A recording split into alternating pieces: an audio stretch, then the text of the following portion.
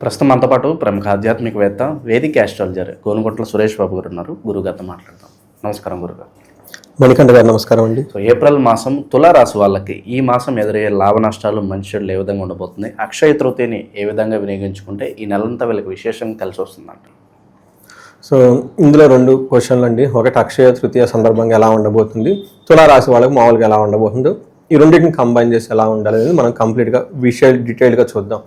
ముందు ఫస్ట్ ఈ రాశి గురించి తెలుసుకుందాం. తులారాశి, ఇందులో చిత్త 3-4 పాదాలు, తర్వాత స్వాతి 1-2-3-4 పాదాలు, విశాఖ 1-2-3 పాదాలంతా ఇందులో ఉంటారండి. ఇది మంచి నక్షత్రం, మంచి రాశి. తర్వాత ఈ రాశి వాళ్ళకి జనరల్గా రేపు వచ్చే జూన్ వరకు సహజంగా బాగుంది.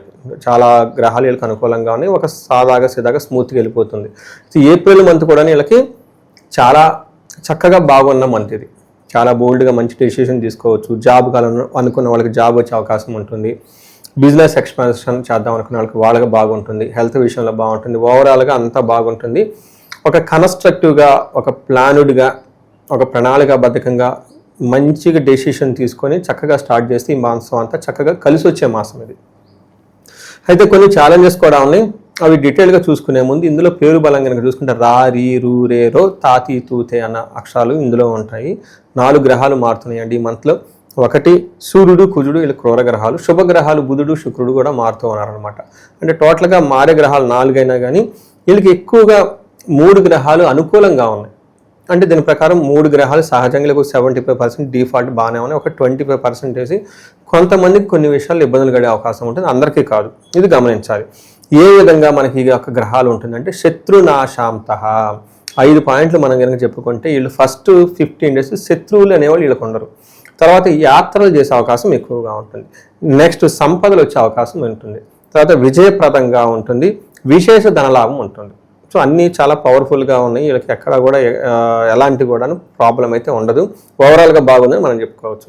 అయితే ఇందులో ఛాలెంజెస్ ఏమవుతుందంటే సూర్యుడు 7వ స్థానంలో ఉండటంతో ఇది సూర్యుడు ఎక్కువ విపరీతంగా తీర్థయాత్రలు అవన్నీ చేసేతో పాటుగా సామంత జన విద్వేష, వీళ్ళ కింద పనిచేస్తున్న పరిచారకులు కానివ్వండి, ఎంప్లాయీస్, సబార్డినేట్స్ ఎవరన్నా ఉంటే వాళ్ళ కింద వీళ్ళ ఫాలోవర్స్ అంటారు కదండి నాయకులకి, వీళ్ళ మాట వినకుండా వీళ్ళు ఏదో కోప్పడుతూ ఉంటారు.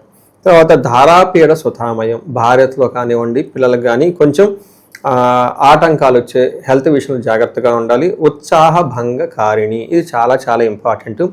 చాలా పాజిటివ్ ఎనర్జెటిక్గా మంచి పెద్ద ప్లాన్ చేసుకొని నైట్ అంతా ఉదయాన్నే లెగిసేసి ఇది మొత్తం చేద్దామని రెడీ అయి కూర్చుంటారా, వాళ్ళ యొక్క ఉత్సాహాన్ని భంగం కలిగిస్తే ఏదో ఆటంకాలు జరుగుతూ ఉంటాయి. ఇది కొంచెం జాగ్రత్తగా ఉండాలి. బట్ టైర్డ్నెస్ అవటం, డిసీజు.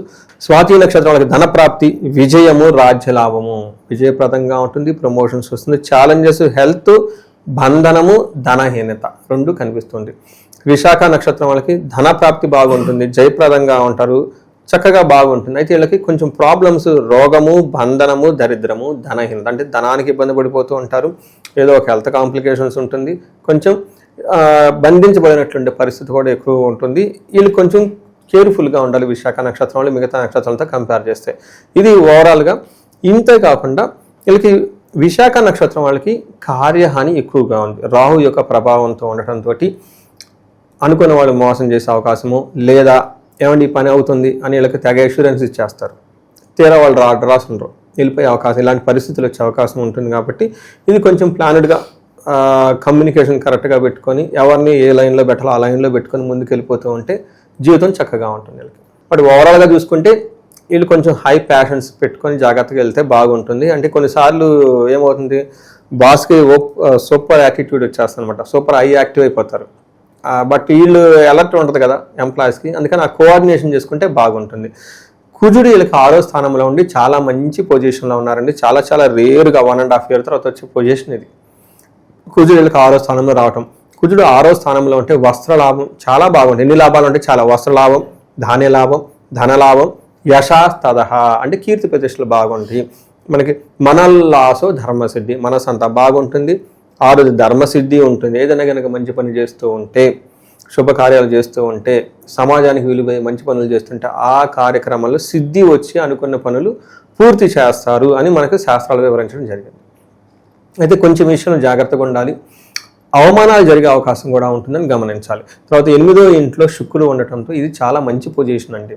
ఇది కూడా ఏమవుతుంది, దుఃఖనాశ అంత మహాసౌఖ్యం. అప్పటిదాకా ఏదైనా కనుక ఒక విషయం వీళ్ళని బాధిస్తూ ఉంటే ఆ బాధ ఈ రోజుతో కట్, ముందుకు ప్రోగ్రెస్ వెళ్ళిపోయి ఏమవుతుంది, మహాసౌఖ్యం, చాలా సౌఖ్యంగా ఉంటారు. రాజదర్శనం అర్ధప్రాప్తి అని చెప్తారు. రాజులు లేదంటే కింగులు లేదంటే పై బాసులు అధికారులు వీళ్ళతో కలిసి మాట్లాడుకొని వాళ్ళ నుంచి మంచి సపోర్ట్ వచ్చేసి చక్కగా ముందుకెళ్ళిపోయే ఒక టైము, కీర్తి ప్రతిష్టలు కూడా చాలా బాగుంటాయి. టైంకి మంచి ఫుడ్ తింటూ చక్కగా హ్యాపీగా ఉంటారు. వీటితో పాటు బుధుడు వల్ల సక్సెస్, విజయం వస్తుంది అని మనకి చెప్తూ ఉన్నారనమాట. ఈ యొక్క గ్రహస్థితులను బట్టి చూస్తే ఇది ఒక బెస్ట్ టైం, బెస్ట్ మంత్ అని మనం చెప్పుకోవచ్చు.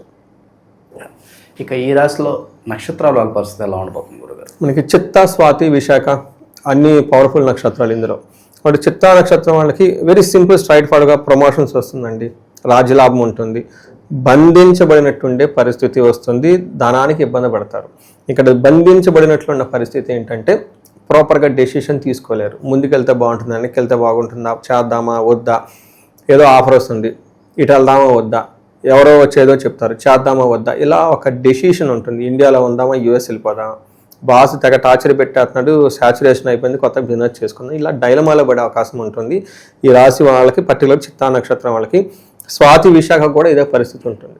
దీనికి మనం రెమెడీస్ ఎలా చేయాలో చూద్దాం. ఓవరాల్గా మరి ఈ మాసం విశేషంగా ఎలాంటి పరిహారాలు చేసుకోవాలి గురుగారు? ఒకటి మనకి లక్ ఏమంటే ఈ మాసంలో మనకి చైత్ర మాసం సగము, వైశాఖ మాసం సగం కలిసి ఉందన్నమాట. బాగా అందరికి బాగా పాపులర్ ఏమైందంటే అక్షయ తృతీయ వస్తుంది. చక్కగా బంగారం కొని ఇంట్లో పెట్టేసుకుంటే మంచి ముహూర్తం చూసుకొని కుంభ లగ్నం ఈవినింగ్ టైం కనుక చూసుకొని ఆ లగ్నంలో కనుక బంగారం కొనుక్కుంటే చక్కగా బిల్లింగ్ చేయించుకొని ఇంట్లో పెట్టుకుంటే చక్కగా బంగారం నిలకడగా ఉంటుంది, ఇల్లు బాగా కలిసి వస్తుంది, గృహలక్ష్మి. నేను చాలామంది యూట్యూబ్లో ఈ సోషల్ మీడియాలో చూసి నాకు మళ్ళీ క్రాస్ క్వశ్చన్లు వేస్తారు. కలిపురుషుడు ఉంటాడా అని ఒకళ్ళు చెప్తా ఉంటారు, ఇది అంతా కమర్షియల్ చెప్తూ ఉంటారు. ఏది వర్క్ రాదండి, అన్నిట్లో వాస్తవం ఉంటుంది. అయితే మనకు వివేక వైరాగ్యం ఉండాలి, మనం క్లవర్గా ఉండాలి, ఏది తీసుకోవాలనేది. బంగారం గురించి హిరణ్య గర్భుడు అని విష్ణువులు అంటారు. ఎందుకంటారండి, రాయరు కదా, బంగారం అంతా వేస్ట్ అయితే. అలానే అమ్మవారిని ఏమంటారు, హిరణ్యవర్ణం హరిణి సువర్ణ రజత స్రజాం అని శ్రీ సూక్తంలో అమ్మవారిని బంగారంతోనే స్టార్ట్ చేసేస్తారు. అందుకని చెప్పేసి బంగారం అనేది మనకి పవిత్రమైన వస్తువు, మెడలో వేసుకుంటారు, మాంగళ్య సూత్రం కదా, వేరేది ఇనుము ముక్క పెట్టుకోవచ్చు కదా, ఎందుకు పెట్టుకున్నారు, దానికి ఉండే విశిష్టత దానికి ఉంటుంది. అగ్నిసూత్రుడు, రకరకాల పేర్లతో మనకి ఎప్పుడు బంగారంతోనే చూస్తూ ఉంటారనమాట. అమ్మవారి యొక్క ఇవి మనకి మణిద్వీప వర్ణనలు కూడా బంగారంతో గురించి అవన్నీ రాస్తూ ఉంటారు అన్నమాట. ఈవెన్ బుద్ధుడి గురించి కూడా రాసినప్పుడు అవన్నీ రాస్తూ ఉంటారు. బంగారం పవిత్రంగా చూడాలి, మనం ఫస్ట్ బంగారాన్ని పవిత్రంగా చూడాలి. అలాంటి పవిత్రమైన వస్తువుని ఇంట్లో పెట్టుకుని కలిసి వస్తుంది, అంతే కదండి. Very very simple logic. ఆ తర్వాత రకరకాల స్టోరీలు వచ్చినాయి. ఆ బంగారాన్ని మనం దర్పంగా గర్వంగా పెట్టుకోకూడదు. అది మనకి కలిపురుషుడు వస్తారని ఎప్పుడైతే మనం బంగారం పెట్టుకున్నాము టూ మచ్, బంగారం ఇలా చూపించేసుకుంటాం కదా అందరికీ, అది ఉండకూడదు, కలిపురుషుడు వస్తాడు అని ఒక సామెత చెప్తూ ఉంటారు. అందుకని దానికి మనం భక్తిగా ఒక స్టోన్ పెట్టుకోవటము, అందులో నవరత్నం అయిపోతుంది.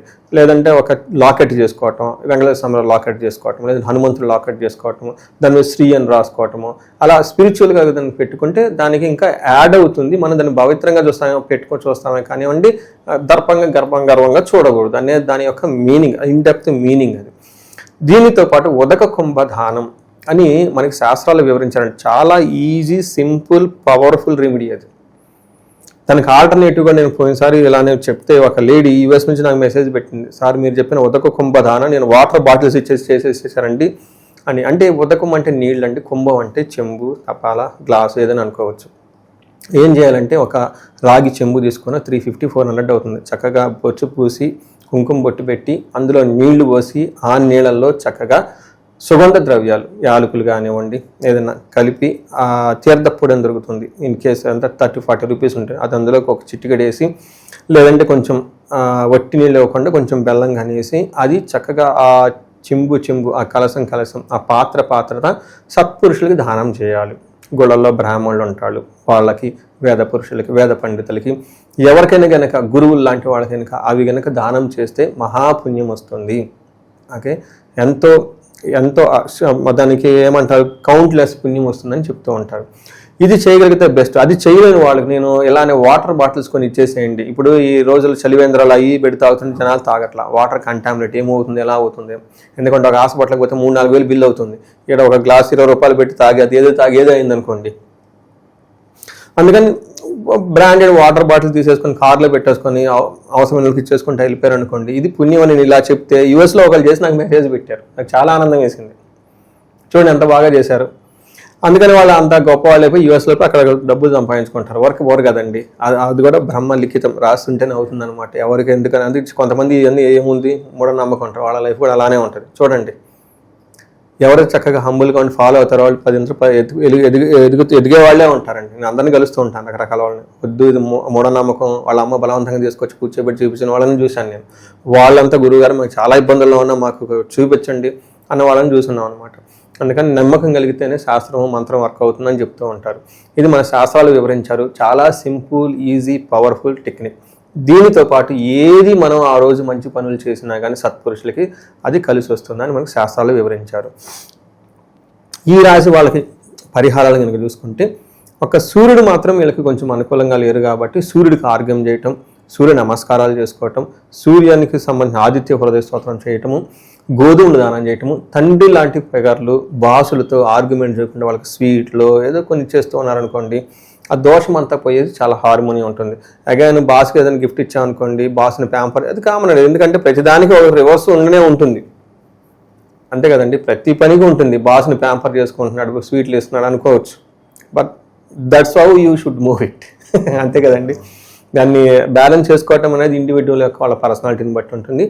వీళ్ళకి ఇంకొక పర్టికులర్గా రీసెర్చ్ గ్రూప్ ఉందండి. 35 to 45 ఇయర్స్ ఏజ్ ఉండి, గుర్తుపెట్టుకోండి, 35-45 కనుక ఏజ్ మీజ్ ఉండి కెరియర్లో మీరు చాలా సక్సెస్ఫుల్గా వెళ్ళారు, మ్యారీడ్ లైఫ్లో సక్సెస్ఫుల్గా వెళ్ళారు, పిల్లల విషయంలో సక్సెస్ఫుల్గా వెళ్ళారు, సడన్గా ఇప్పుడు మీకు తెలవకుండా ఎక్కడో ప్రాబ్లమ్స్ వచ్చి ఆగిపోయారు లైఫ్లో. దానికి రీజన్స్ బయట ఎక్కడా దొరకదు. ఓన్లీ మీ జాతకంలో మీ బ్రహ్మ, మీ పెద్దవాళ్ళు రాసి ఇచ్చేశారు. అది డీకోడ్ చేయించుకోవాలి. ఆ దగ్గరకు వస్తే ఒకసారి చూసి ఎందుకు అలా జరిగింది, ఏమైనా శాపాలు ఉన్నాయా, ఏమైనా గ్రహ దోషాలు ఉన్నాయా, నేచర్ మీకు ఎక్కడో క్లూస్ ఇస్తుంది. సమ్వేర్ మీరు ఇది చేసుకుంటే బాగుంటుంది, ఆ క్లూస్ చేసుకొని ఆ పరిహారాలు రెమెడీ చేసుకుంటే అది అయిపోయిన తర్వాత నాకు మెసేజ్లు పెట్టిన వాళ్ళు అవన్నీ ఎన్నో నేను హ్యాపీ ఫీల్ అవుతానండి. చిన్న రెమెడీ అండి, పెద్ద ఖర్చు ఏం కాదు. ఎంత ఖర్చు పెడతామండి, అట్లా వెళ్ళిపోయి ఇట్లా వస్తే 1000 ఖర్చు అవుతుంది. ఒక మూవీకి కలిసి 2000-3000 ఖర్చు అయిపోతుంది. వాళ్ళ జాతకం చూపించుకొని దోషాలు చేయించుకుంటే ఎంత లైఫ్ బాగుంటుందండి. అందుకనే కదా వేదాలు ఉంది. వేదాల యొక్క ఉద్దేశం ఏంటి, లైఫ్కి ఎలా వెళ్ళిపోవాలి, ఎందుకు స్తోత్రాలను, ఎందుకు దేవుళ్ళని, ఎందుకు గుడికి వెళ్తాం, హ్యూమన్ మనిషి ప్రోగ్రెస్ అవ్వాలని. ఆగిపోయారు అనుకున్నప్పుడు ఇవి చూపించుకుంటే జాతకం చక్రం, వాళ్ళ ఓను జాతక చక్రంలో వాళ్ళు పీల్చే గాలి దగ్గర నుంచి వాళ్ళు వాడుకున్న బట్టలు, ఎవ్రీథింగ్ ఇస్ డిసైడెడ్ అండి. ఆ జాతకంలోనే ఉంటుంది. నేను మార్నింగ్ ఒక జాతకం చెప్పాను, వాళ్ళు గురువు గారు విజయవాడ నుంచి జాబ్ ఎలా ఉంది అని అడిగారు. చూడండి వాళ్ళు ఎలా క్లవర్గా అడిగారు, మీ జాతకానికి జాబ్ ఉండదు, ఉన్నా నిలబెట్టుకోరు, అది చేయలేరు అన్న. అవునండి గురుగారు, నేను ఎప్పుడు లైఫ్లో జాబ్ చేయాల, ఎందుకు ఈ వయసులో కలగా జాబ్ చేయాలని ఆలోచన వచ్చింది. చూడండి మా ద్రవర్ కదండి, అవతల వాళ్ళు ఎక్కడో విజయవాడ నుంచి ఎక్కడో ఉండి చేస్తారు, ఆ డేట్ ఆఫ్ బర్త్ అవి పెడతారు. ఎలా తెలిసింది, జాతకం ఉంది. ఎలా తెలిసిందంటే it is return in our own జాతకం, వాళ్ళ జాతకంలోనే ఉంది. నేను ఫెసిలిటేట్ చేస్తాను, వాళ్ళకి రాదు కాబట్టి లిటిల్ డయాగ్నోసిస్ నేను చాలా మందికి ఎడ్యుకేట్ చేస్తాను. ఆ ఫోన్ కాల్లోనే ఇది లగ్నము ఇలా చూసుకోవాలి, ఎలా ఉంది, గూగుల్ ఎలా చేసుకోండి, చాట్ జీపీటీ ఇలా చేసేసుకోండి అని నేను చెప్పేస్తా. పద్దాకలు ఇంకా వచ్చేది ఒక లేడీకి చెప్పామనుకోండి, చక్కగా డీటెయిల్డ్గా 1 hour టైం స్పెండ్ చేసి హోల్ ఫ్యామిలీ మెంబర్స్ మీరు ఎలా చూసేసుకోమని చెప్పేస్తాను నేను. సో వాళ్ళకి అలా ఇన్ కేసు ఏమైనా ఎవరైనా కనుక ఉంటే ఎక్కడ అధైర్యపడడం అవసరం లేదు. ఒక మల్టీ సోర్సెస్ ఆఫ్ ఎనకి స్వర్ణలక్ష్మి విశేష హోమము, శత్రువుల బాధలు విపరీతంగా ఉంది, ఫారిన్లో అవ్వట్లేదు, కష్టపడిపోతున్నాము, చండి, నవచండి, శతచండి హోమాలు చేయించుకోవాలి. ఈ తీవ్రమైన కనుక ప్రాబ్లమ్స్ ఉన్నాయి కనుక ఎవరైనా కనుకుంటే ప్రతి ప్రాబ్లంకి సొల్యూషన్స్ 1 కాదు, 2 కాదు, 3 కాదు, అనంతమైన సొల్యూషన్స్ ఉన్నాయి. బట్ ప్రాబ్లం ఏంటంటే మనం వెళ్ళి తీసుకోవటం అనేది మన కరెక్ట్గా తీసుకోవటం అనేది. నేనేమంటే ప్రాబ్లమ్స్ అనంతం కాదు, సొల్యూషన్స్ అనంతంగా ఉన్నాయి. ప్రాబ్లమ్స్ 2, 3, 4 ధర్మార్థ కామమోక్షాలు ఇవే ప్రాబ్లంలు, వాటికి సొల్యూషన్ అనంతాలు ఉన్నాయి. అవి మనం చేసుకోవటం అనేది దానికి అర్థం చేసుకొని ముందుకెళ్ళిపోతే లైఫ్ చాలా బాగుంటుంది. ఈ రాశి వాళ్ళు అష్టైశ్వర్యాలతోటి భోగభాగ్యాలతో చక్కగా ఉండాలని చెప్పేసి మనం కోరుకున్నామండి. ఈ రాశి వాళ్ళకి ఈ నెలతో పాటు ఈ సంవత్సరం కూడా విశేషం కలిసి రావాలని చెప్పి మనస్ఫూర్తి కోరుకున్నాం. ధన్యవాదాలండి.